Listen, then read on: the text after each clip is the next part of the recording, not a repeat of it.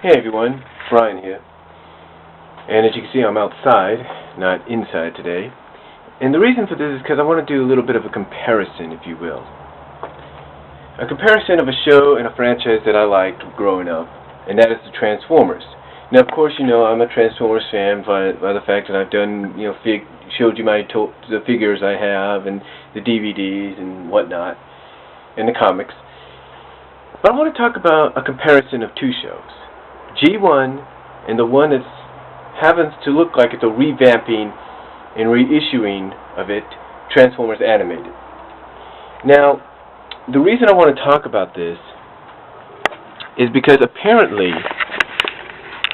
there's a lot of things about Transformers Animated that are similar to G1.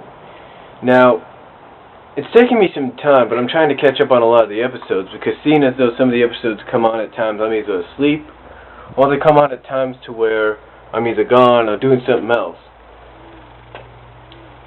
I've noticed that there are a lot of similarities in many ways to the original Transformers.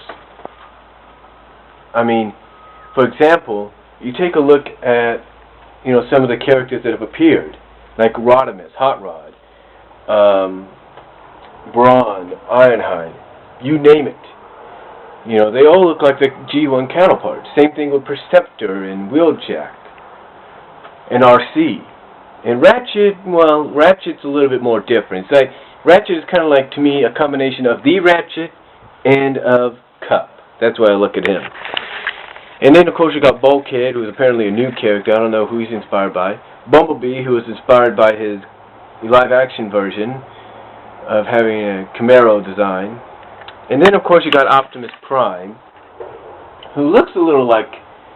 is definitely inspired by, I guess, both versions of Optimus, from Beast Wars and from the original. I mean, because when he goes into battle, he has this thing go up, and he's able to talk that way. He's able to talk that way, and he can have it go down, and he can talk like he does in Beast Wars, or like he did in the live-action film.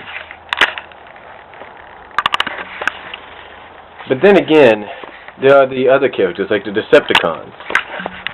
You got Megatron looking like his old G1 self. You got Starscream the same way. Same thing between those two. You got the Constructicons. You got Soundwave. You got Shockwave, who is actually a double agent. Using for the Decepticons, as we find out. That's a twist for this series. Basically, and then of course you got things like Omega Supreme. Things like that. It's all very similar. And the transformations are similar, and if not different, as well. I mean, of course, Optimus becomes a truck, Bumblebee the Camaro, as in the movie, Ratchet an ambulance, Bulkhead, I think an armored car or something like that, Megatron a gun, or a jet, I guess, Starscream a jet as well, Soundwave a cassette player, but instead of using cassettes to turn into bots, he uses guitars. Well, you get the idea, right? Because you've probably seen the series more than I have. I mean, I'm trying to catch up on it. And I have recently caught up on it. Now, one of the things I thought about today when I was watching one of the episodes, I happened to catch the episode Human Error, the second part of it, which is, I guess, sort of like a Christmas one. And I saw Sari transform.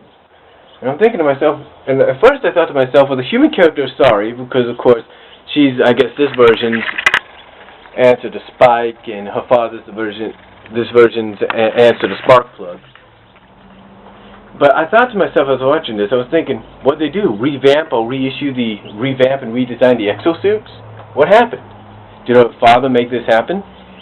It was only until I found out recently, reading online and then catching some video online at various sources, in Transformer sites I should say, that I found out Sari is a protoform. It was actually a protoform, a Cybertronian protoform. And I thought to myself, wow, that's a nod. And I thought to myself, and I have to agree with what some of the people said, that it's actually a great nod with that to the Beast Wars and Beast Machines. Because you remember in Beast Wars, every time a protoform had landed on the planet, the first thing it touched, it became. So I guess what happened is we find out in the episode where the truth is told about her, because as we find out, because like I said through video some video watching on various sites and fan sites and all that, we find out that Sari, is half robot at the end of the Season 2 finale. And as we find out in Season 3 premiere, she's actually, like I said, actually a Cybertronian protoform that was found in her father's lab. And that when her father touched the protoform, just as in Beast Wars, it copied his DNA, and thus she was the result. Now, I don't know how they're going to explain this. They have yet to explain it. I still got to do some looking. Maybe you guys that have caught up to it more than I have, can give me a better idea.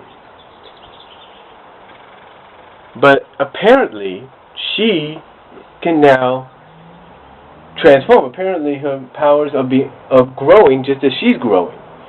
And now, from what we have seen in the episode, she's gone from a 8-year-old body to a teenage body. I don't know if she aged maybe 8 years or maybe 4 years, 5 years, 6 years, I don't know, maybe even 7, but she's now a teenager with a more understanding. So basically, as I said, what was happening to her, I guess throughout Season 2, was she was growing and her powers were growing, which would basically explain her connection to the Autobots and why the Allspark had chosen her. Now again, I don't know how the writers or anything, if they have already done it, are going to explain how she came to be there. My theory is maybe they're going to, and this is just my theory as a fan, that maybe they're going to explain the fact that maybe someone like Ultra Magnus, who is like the senior officer there, the senior leader of the Autobots, maybe he knows something about the prototypes. Like maybe all the young prototypes were sent away from Cybertron, kind of like a Superman kind of deal, to various planets around the universe, where they would grow and mature in peace without having to worry about any war. That could have been the case. I don't really know. But all I know is it was kind of surprising to me, because I thought, like I said, they had revamped and redesigned the exosuit. I didn't expect this. I mean, like I said, with Shockwave, with him being a spy, as in being a double agent for the Decepticons as the Autobot long arm, to me, her being a techno-organic, as they call it in the series, half Cybertronian, half human, is really a twist. Now, I don't really know what's going to happen in the coming episodes. I don't know if maybe she's going to have to sacrifice herself. I don't know. But all I know is it really blew my mind when I saw this. It really blew my mind. And I'm pretty sure it blew a lot of your minds when you first saw it. But like I said, those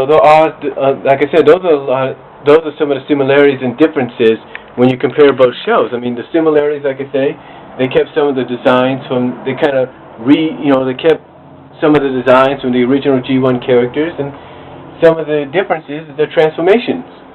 I mean, you take a look at characters that have made a couple appearances, like Wreck-Gar. He's not a motorcycle, he's a truck, and his origin is different.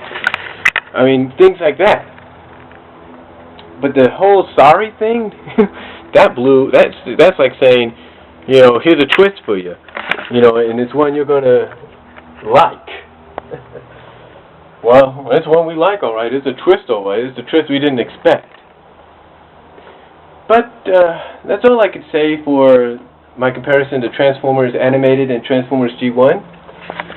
And if you got any more information, like I said, just let me know, and I'll talk to you all later. Peace.